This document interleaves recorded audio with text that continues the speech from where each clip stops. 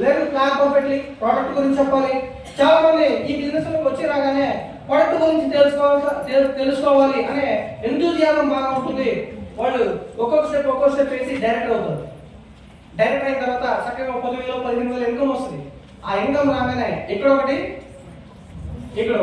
ఎసానా ఏమొస్తాయి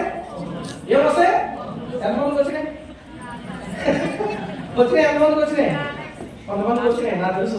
ఎసానా కొంతమందికి వచ్చినాయి. బట్ మీరేం చేసుకోవాలంటే సామెత ఉంది, ఈగలట తన ముక్కుని తానే కోసుకుంటుంది, తనను తానే రిపేర్ చేసుకుంటుంది, తనను తానే పండగేసి బాగుంటుంది, తనకు తానే పైనుంచి కింద పడ్డది కావాలని.